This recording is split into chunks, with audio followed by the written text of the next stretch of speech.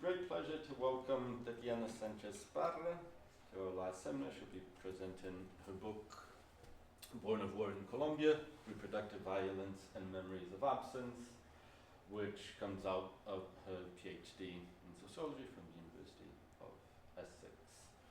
Tatiana is not only a friend but a great scholar, working on issues of reproductive violence and reproductive justice in context of conflict. And she's an interdisciplinary scholar working between Latin American studies, sociology, feminism, and social legal studies as well. Current project works on forced parenthood in the context of war, particularly by cis women and trans men. And soon you'll be joining the University of Tennessee from January. She's currently Mary Skłodowska-Curie Fellow at the University of Edinburgh. Tatiana will speak for about 40 to 45 minutes. Then we'll have Bruno Ngotti, who's a researcher here in the Center for Development Studies, associated with CLAS, who will comment for about 10 to 15 minutes. Without further ado, thanks very much, Tatiana. I'll let you know after you've spoken for about 30 minutes. Yes, perfect. Thank you all for being here and welcome. Thank you, Pedro, for having us over. Bruna for commenting on the book, and Paola for this very thoughtful planning and organizing. And of course to every one of you for being here in this wintry, rainy night. So what we are going to do today, hold on.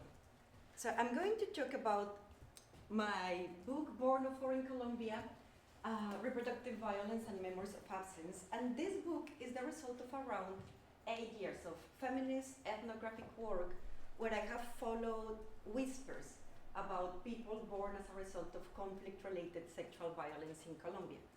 And I have followed those whispers in the media and legal documents, within the transitional justice system in Colombia, and with a community, an Afro-Colombian rural community that endured a paramilitary confinement for about 4 years in the early 2000s. What you see here is the table of contents, and I'm not gonna go through all of it, but I wanted to have it there so you can get a sense for what's in the book. This book is about gender victimhood, it's about reproductive violence and reproductive justice in context of war and transitional justice. And it is very much a book about gendered silence, gendered concealment, and, as we will see, unintelligibility.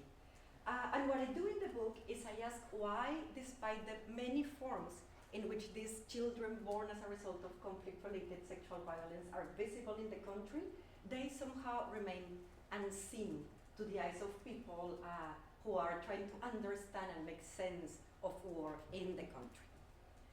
And I want to start by giving you some context about Colombia. So Colombia, South America, if you leave this room knowing that it's in South America and it's Colombia, not Colombia, my job here is done. So has endured an ongoing armed conflict that has lasted more than 60 years. And just to give you a scale of the context, of the conflict. So the population of Colombia is of around 50 million people. And more than 9 million people have been officially recognized as victims of the armed conflict. So way more than 10% of the population. Think that if you put, so I don't know how many we are here today, but think that if you have 10 people in a room, at least one of those people is gonna be a victim of the armed conflict. So the next bit of context that I want you to have with you is that all of the armed groups in the context of the conflict, right-wing paramilitaries, left-wing guerrillas, international troops, foreign armed forces have perpetrated different forms of sexual and reproductive violence against the population, in particular against cisgender women and girls from peasant communities, Afro-Colombian and indigenous women and girls. And the last bit of information with the context is that Colombia has a very robust and comprehensive, ambitious transitional justice system that's comprised of various mechanisms, tribunals, truth-seeking bodies, a domestic reparation program, and plenty of room for improvement, but it's also gender sensitive. And today we're going to talk a lot about the transitional justice system, in particular of the domestic reparation program. Now, how are children born as a result of sexual violence visible in Colombia? So first, of course, in the testimonies of their mothers, victim survivors of sexual violence perpetrated by members of armed groups. And what you see here, for example, those are pictures from one of the public hearings that the Truth Commission held in 2019 devoted to sexual violence. And women, at least since the 90s, when we started talking about transitional justice, have been very active, trying to make their experiences heard and seeking justice for their experiences of sexual violence. So that's the first element. The second element is, the second way in which they have become visible is that around 2010, stories started circulating, in particular among organizations who are working on gender-related issues in the context of the armed conflict of how in some communities some children were being discriminated against due to who their biological fathers were. And the stories were of how they were being referred to by members of the communities as paraquitos, little paramilitaries. And we are going to talk about these later in the presentation. And the third way in which they are visible is in the domestic reparation program. So what you see, well, no, I'll give you that later. So in 2011, Colombia, with the Victims' Law, created its domestic reparation program.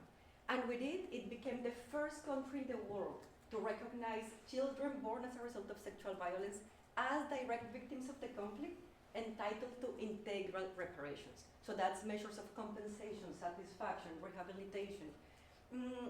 And what you see up there, Unidad para las Víctimas, we're going to talk a lot about the Victims Unit today.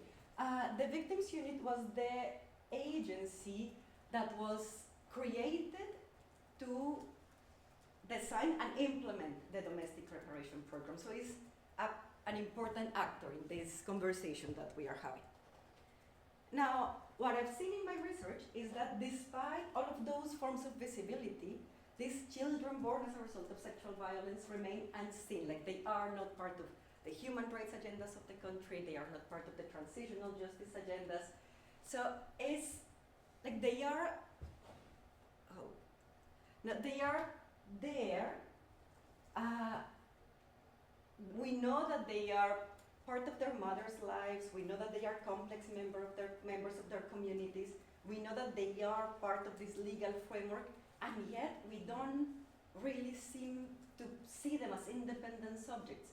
And what I do in the book is I said that the ways in which we have, in a way, seen them without really seeing them doesn't have to do so much with a desire or a political intention to deny or conceal their existence, as has been the case in other war contexts, but it has to do with an inability to see them as independent subjects within these geographies of victimhood, peace building, and transitional justice.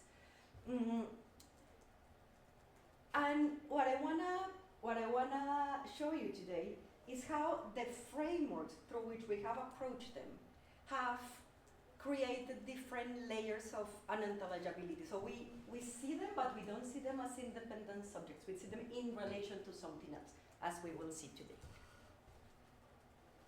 And this is an example of this tension between how we see them and how we don't see them. Because something I didn't say is that despite being recognized by this legal framework and being part of the domestic reparation program, to this day, after more than 10 years of implementation of the program, there aren't any policies trying to address their needs. There aren't any organizations, networks trying to understand what kind of policies they should implement, or trying to work with them or for them.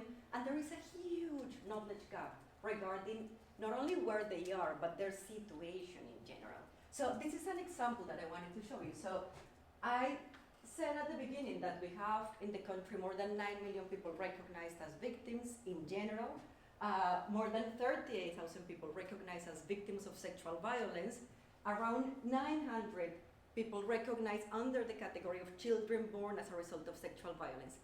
And after more than 10 years of implementation of the program, only 63 of them have received compensation. None of the other measures of reparations that they are also entitled to. So why is it the case? Why is it that they are there and yet we don't seem to really see them? And what I'm going to do today is I'm going to take you through 3 of those different scenarios where that tension becomes more evident. So Colombia has a very strong civil society, and it has a very strong victims movement and a very strong feminist movement. And of course, both movements have played a key part in not only in making visible the causes and consequences of the war, but also in trying to subvert the various systems of oppression and discrimination and injustices that have enabled the conflict to continue for over 60 years.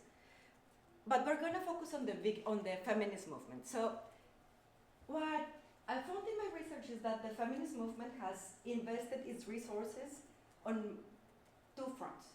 One, as it has been the case at the international level too, the feminist movement in Colombia has invested its resources in fighting the criminalization of abortion and transforming legal frameworks to include the right to abortion.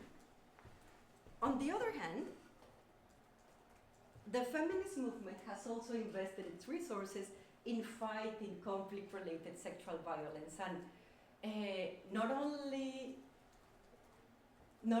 making it part of the agenda so that it's not longer understood as a collateral damage of war, but also in seeking justice for victims and advancing towards guarantees of non-repetition. Again, plenty of room for improvement. And in both cases, we see that the feminist movement has, with their work, has gained significant achievements. So for example, when we think of reproductive rights, it was in 22, thanks to the work of the feminist movement, that Colombia decriminalized abortion up to the 24th week of pregnancies. And when we think on this front, gender victimhood, what we see is that all of the transitional justice mechanisms, and as I said before, this is a very, very robust system of transitional justice, have included and are taking seriously conflict-related sexual violence. Again, plenty of room for improvement on both fronts, but it's there. Now, when we bring this subject of children born as a result of sexual violence to this conversation, what we've seen is that when read or when approached through the grammar and framework of reproductive rights, they've been understood as unwanted life. And when approached through the grammar of gender victimhood, they're seen as this evidence of the ongoing victimization of women, their mothers. And of course, they are not one thing or the other, right? Like not only their existence, but their experiences are much more complex than that. But approaching them or thinking of them as adjectives to either cause has not only rendered invisible their own experiences and existence, but it has also rendered invisible their mother's experiences of reproductive violence. And we are going to talk about that in a little bit. So now let's move to the domestic reparation program. So for a very long time, so I've already shared that there is, so despite the children born as a result of sexual violence being recognized by the law, not a lot has happened. So we know that much. But for a long time, every time I ask people inside the victims unit why was the case, so what was happening with the reparations for these children, they would talk about this idea, the idea of protective silence. So So they would say, well, it's like, there is nothing we can do because the mothers, like, they don't want to talk about them. So women, and this is what the people keep repeating, women do not want to talk about their children. And although it is true that in some cases women do not want to talk about their children as a way to protect them from the biological father or from their communities or even from themselves, that's not really the whole story. And to talk about that, I'm going to take you inside the domestic reparation program, in particular inside the Unified Registry of Victims. So in Colombia, for someone to have access to the reparations, that person needs to be included in the Unified Registry of Victims that's managed by the Victims Unit. Now, this is really fascinating. This is a registry of more than 9 million people, and it's organized based on the locals, the victims local victimizing events. So victimizing events is how the victims law calls those violations of human rights that grant people victimhood status. So for example, torture, kidnapping, forced displacement, sexual violence. So what you see here, I realize that it's in Spanish, but I wanted to take a screenshot to show you what it looks like. So what you see here is the list of victimizing events. Originally, it was 11 victimizing events. That has changed a little bit. But so this Unified Registry of Victims is really fascinating. And one of the things, or one of the elements that I really find fascinating is that it's in constant change. Not only because the armed conflict is ongoing, so those 9 million people, look, like that number is different from the number that I had before, right? Because the registry is always changing, it's always growing. But the registry is also aging, because people, of course, are aging and dying, and that reflects in the registry. And the other element that makes it like a constant movement is that as a result of negotiations inside the victims unit, the victimizing events also change. So for example, where is that confinement here? That one wasn't part of the 11 victimizing events. And yet now after years of negotiation is here. And this is important because the reparations that people are entitled to or have access to depend on the victimizing event under which they are included in the registry. And for those of you who do not read Spanish, like the one thing you are not going to find there that's relevant to the stock is children born as a result of sexual violence. Nowhere to be seen there.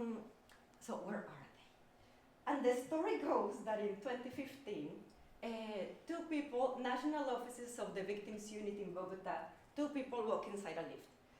They both work in the area of reparations. One of them works for the gender team, the other one works for the psychosocial team.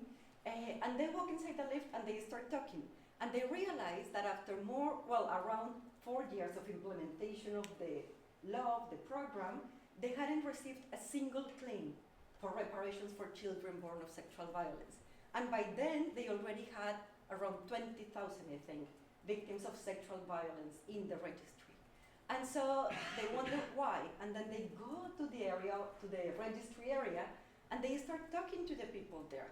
And they create this, everyone is no one knows why that's the case, but everyone kind of like guesses that that's not right, that something's off. And so they create this group with a handful of people, and what they do is they start digging and digging and digging inside the registry. And eventually, they found 900 children born as a result of sexual violence. They had always been there, but they were lost inside the registry. How can that be? To show you, I'm going to take you inside the registry. And this I find very fun. Honestly, this is, I don't know if you're supposed to have favorites in your books, but this is honestly one of mine. So in 2011, when the victims law created the domestic reparation program, let me take one step back. So for someone to be included in the registry, that person needs to have requested to be included. And that means that the person needs to provide a testimony. So in 2011, the law ordered this newly created agency, the victims unit, ordered to create a form so that it could unify or standardize the way that it was collecting the testimonies. And so what you see here is part of the form. So you see the 4 pages on the back, that's the core of the form. And you have 4 pages that are the core of the form plus 12 annexes. 1 for each victimizing event plus 1 for extended narratives. And there are always extended narratives, of course. And so I'm not going to go through all of that, but if you see the 4 pages in the back, it doesn't take much to realize that it's really quite heavy, right? Like there is a lot of information that you need to collect. So think that I'm going to give you an example of how it would work. So if a woman in a rural part of the country comes and she wants to give the testimony, and that woman, I'm going to say that her husband was killed by an armed group that wanted to occupy your land and then forcibly displace them. So her husband was killed. They were forcibly displaced. The armed group took possession of the land, and then at some point she was framed. So let's say that the person who's taking the testimony, while getting this very distressing story, is trying to translate that story into victimizing events. Because what you see in the back, in the 4 pages, is an exercise of organizing someone's experience and someone's story into the 11 victimizing events. So in this case, in the case of the example, after filling the 4 pages on the back, then the person who's taking the testimony kind of assesses the situation and says, all right, so this means that we are talking about how many? 4 victimizing events, right? So the killing of a family, of a relative, forced displacement, land grabbing, and sexual violence. That means that after filling the 4 pages in the back, they have to go and fill 4 annexes, right? And we're going to talk about that in a little bit. So what happens after that? So as you can imagine, this is a process that requires a lot of training. And it is deeply emotionally taxing for everyone involved in different ways, but for everyone involved. And after the person gives the testimony, what happens is that this form then travels all the way to Bogota, to the national offices, where the registry team reads the form, and then what they do is they have to assess whether they are going to grant the person victimhood status. Then that team, the registry and assessment team, what they do is, for those cases, they write this communication letter. They issue the letter, and the letter is the one that tells the person whether the request has been accepted or not, and under which victimizing events. Which, as we said, is very important because that's what tells people what kind of reparations they could expect. Now, what happens is that this form, for those cases that were accepted, then that form gets translated into an Excel spreadsheet. And this is, honestly, if I ever happen to find one of those genie bottles, this is going to be one of my 3 wishes, because this is this is the database of this is the root of the whole registry. And this is an Excel spreadsheet of more than 9 million people, right? And very few people, even inside the unit, has access to this. And then what happens is that the form gets translated into this, and the registry is a further translation of the Excel spreadsheet. So, going back to the question, where were the 900 children born as a result of sexual violence? And I'm going to drink some water.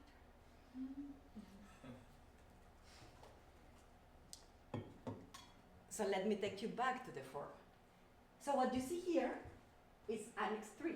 And Annex 3 is the one that has to do with sexual violence.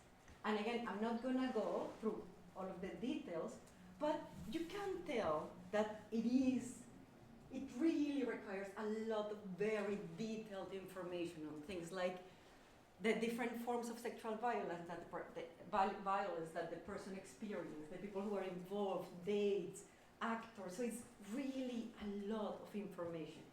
And what you see there inside the red circle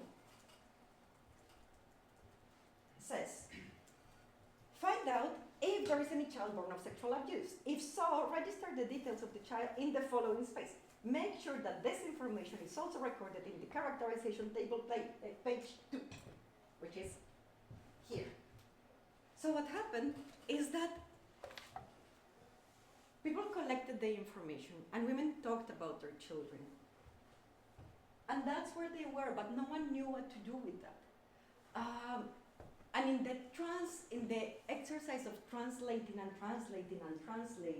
no one knew what kind of victims they were. They didn't know if they had to understand them through the lens of childhood and victimhood, for example, as child combatants, or if they had to read them and understand them as, or through the grammar of gender victimhood. So what happened is that in the negotiations and in the process of negotiating how to make sense of them as victims, they became not only lost inside the registry, but hidden within the category of sexual violence.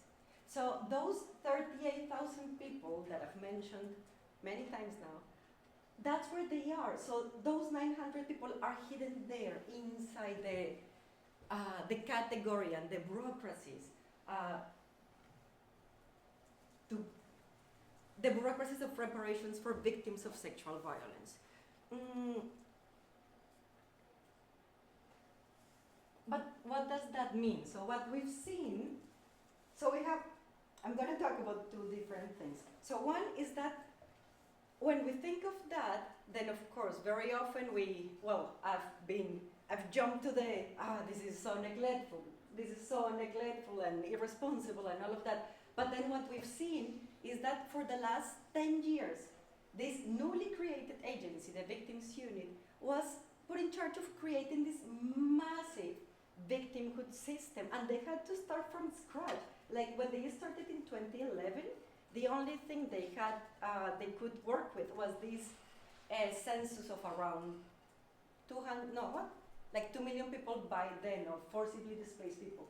Other than that, they had to create everything from scratch. They had to create the registry, they had to create the tools to feed the registry, they had to create all of the content for each of the measures of reparations for each of the victimizing events. They had to create the bureaucracies for each of them.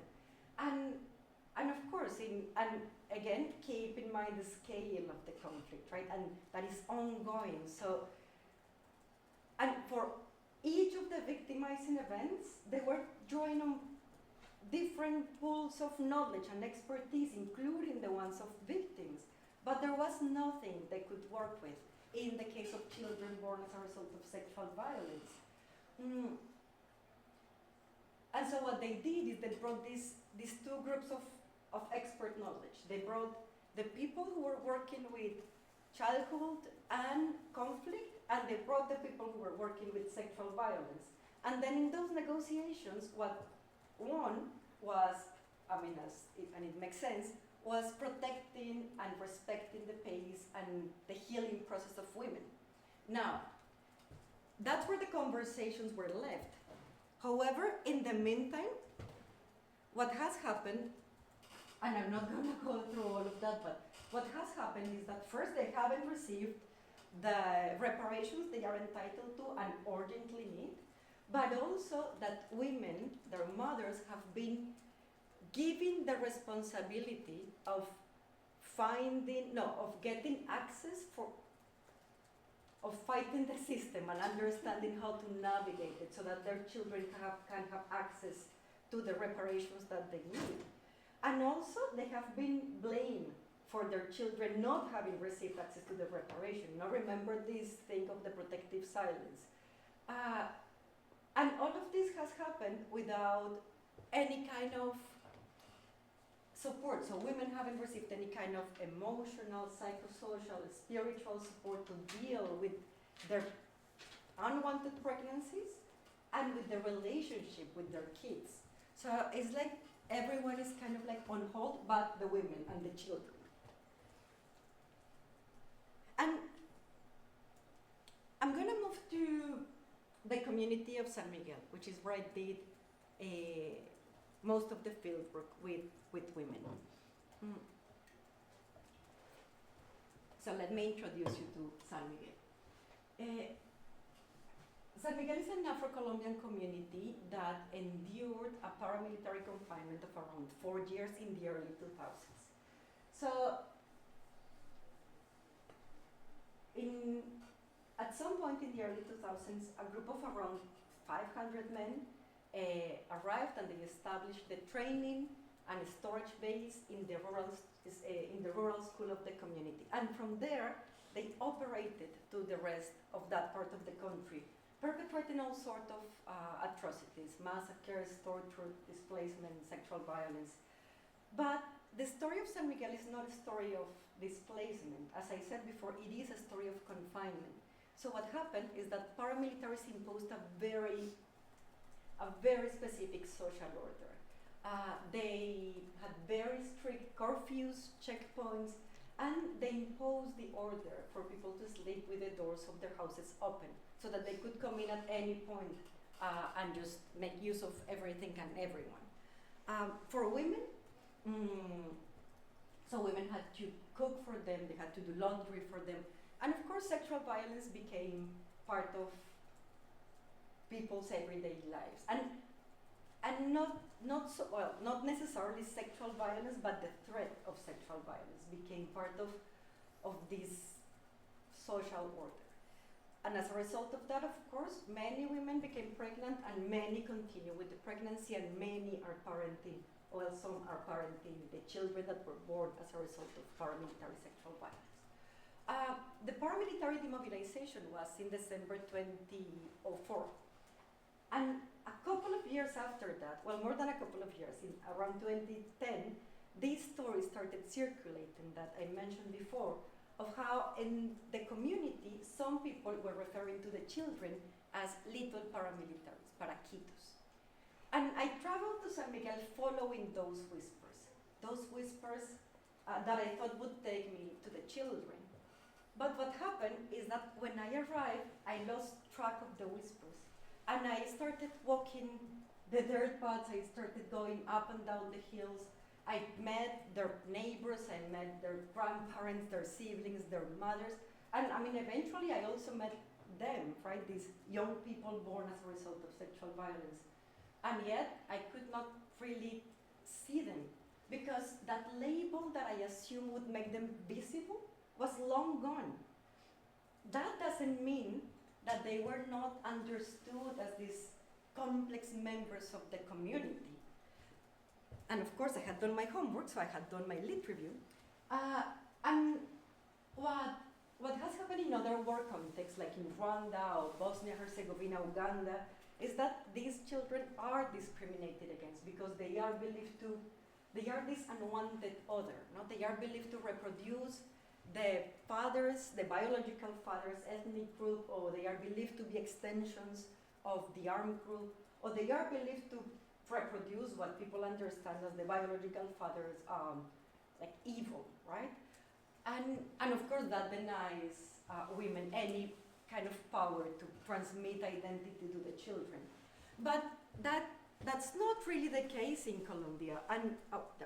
And in San Miguel, identity is transmitted by both parents, and these children are very much understood as part of the community.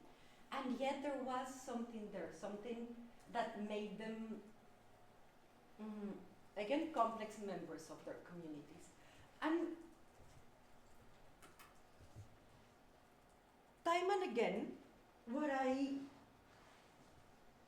heard in different ways was this reference to how the mothers hadn't done a good enough job.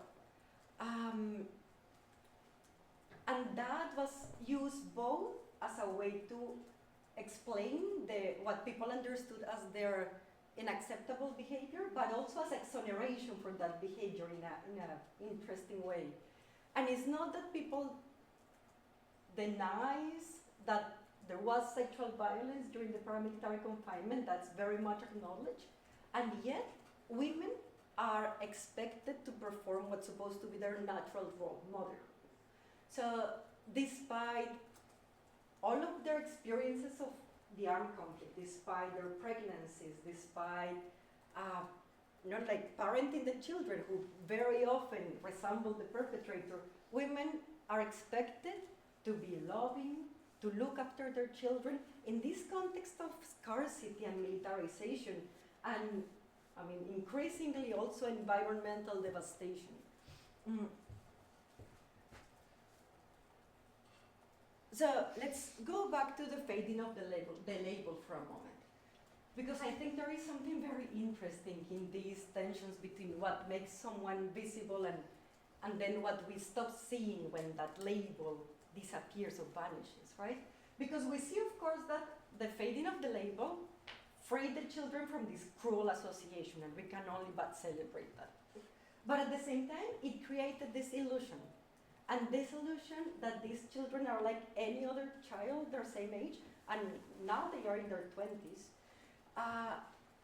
But also, the fact that it's not there, and again, only good news, but the fact that it's not there can also trick us into forgetting how they were conceived, and that no matter what happened with the mother, and how they relate, and how they are, how they engage with their children and their mother and motherhood, they were forced into that position.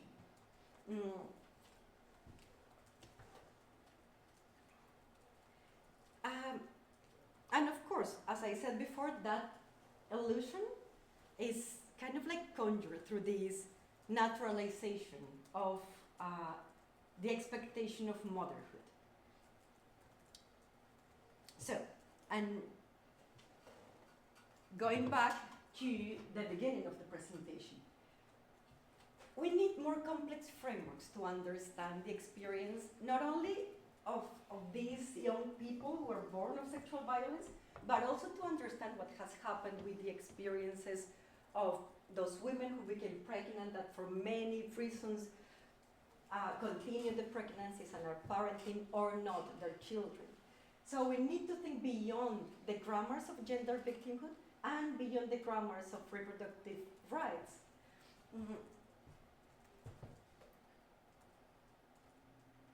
And so what I've been doing is I'm thinking with the reproductive justice framework to go beyond those two grammars. And the reproductive justice framework, so that Sister Song, the feminist collective Sister Song, proposed the framework of reproductive justice as a way to help us think, organize, but also advance towards bodily, reproductive, and sexual autonomy.